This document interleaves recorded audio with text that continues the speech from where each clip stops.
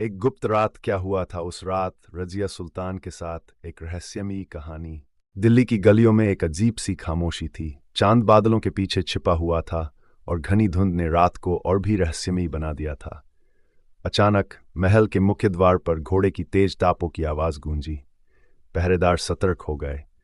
स्याह लिबास में एक घुड़सवार जिसकी आंखें किसी तेज खंजर की तरह चमक रही थीं, तेजी से महल की ओर बढ़ रहा था। रुको, कौन हो तुम? पहरेदार ने तलवार खींच।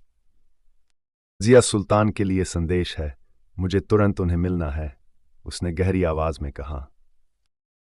रजिया सुल्तान, दिल्ली की पहली और एकमात्र महिला शासक। वह सिर्फ एक योद्धा नहीं थीं, बल्कि दूरदर्शिता और साहस का प्रतीक थीं। उनकी बुद्धिमत्ता से बड़े बड़े दरबारियों का अभिमान टूट चुका था।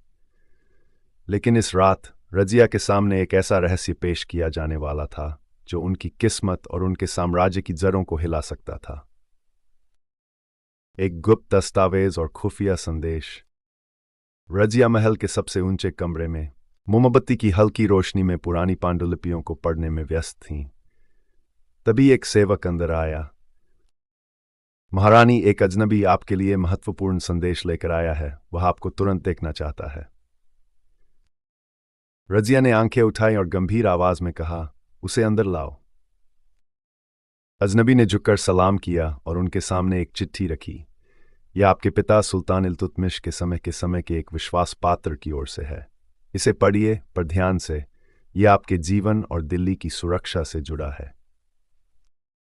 रजिया ने चिट्ठी खोली। उसमें लिखा था, तुम्हारे साम्राज्य की दीवारें कमजोर हो रही हैं। महल के भीतर गद्दारी पल रही है। जिस खजाने पर तुम्हारा अधिकार है उसे छिपाने की कोशिश की जा रही है। अगर सच्चाई जाननी है तो अकेले दरियागंज के पुराने किले के खंडहरों में आओ।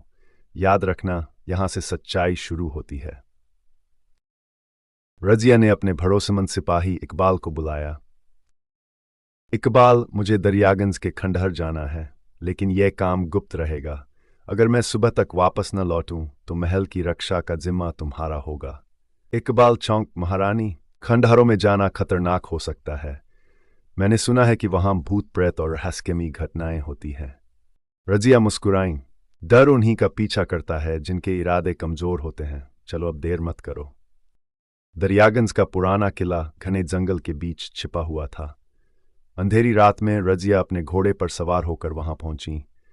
खंडहरों में हवा भी एक अजीब सी आवाज कर रही थी, मानो कोई पुराना राज इन्हें तोड़कर बाहर निकलने को बेताब हो। जैसे ही वह किले के मुख्य द्वार के पास पहुंची, उन्हें दीवार पर एक नक्शा खुदा हुआ दिखाई दिया। नक्शे में एक सुरंग का संकेत था। रजिया ने मशाल जलाई और सुरंग के भीतर घुस गई। सुरंग के भीतर रजिया को अजीब सी आकृतियां दिखीं। एक जगह दीवार पर संस्कृत और फारसी में लिखे कुछ शिलालेख चमक रहे थे।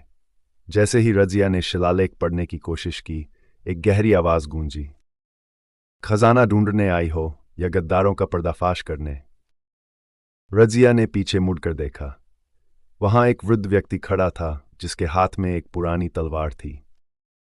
तुम कौन हो और ये सब क्या है? वृद्ध व्यक्ति ने रहस्यमयी मुस्कान के साथ कहा, मैं तुम्हारे पिता का एक विश्वास पात्र हूं। यह खजाना तुम्हारे साम्राज्य को फिर से खड़ा कर सकता है, लेकिन इसके साथ तुम्हारे दुश्मनों की सच्चाई भी जुड़ी हुई है। वृद्ध ने रजिया को एक गुप्त मार्ग दिखाया जो सीधे महल के तहखाने में जाता था। यह सुरंग तुम्हारे अपने दरबारियों के षड्यंत्र का सबूत है। उन्होंने तुम्हारे पिता का खजाना चुराकर यहां छिपा दिया है और इसी खजाने से तुम्हारे खिलाफ सेना खड़ी करने की योजना बना रहे हैं। रजिया के माथे पर चिंता की लकीरें खिंच गई। उन्होंने कहा, मुझे इस खजाने की जरूरत नहीं, मुझे गद्दारों को बेनकाब करना है। रजिया ने वृद्ध की मदद से सुरंग के दूसरे छोर तक का सफर तय किया। वहां उन्होंने चोरों और गद्दारों को रंगे हाथों पकड़ लिया।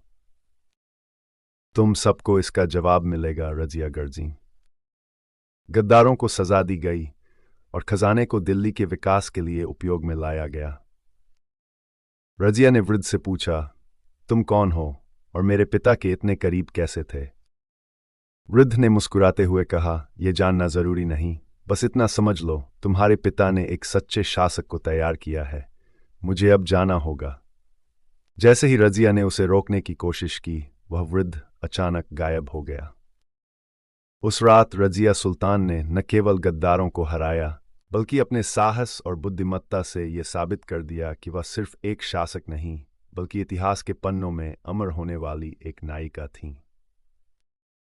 दिल्ली ने एक बार फिर अपनी रानी को सलाम किया, लेकिन खंडहरों की उस रात का रहस्य आज भी इतिहास के पर्दे में छिपा हुआ है। क्या वह वृद्ध एक साधारण इंसान था या कोई दैवीय शक्ति? यह सवाल आज भी अनुत्तरित है। अगर आपको ये कहानी पसंद आई हो तो लाइक और सब्सक्राइब ज़रूर करें। अगली बार मिलेंगे एक और रहस्यमयी कहानी के साथ।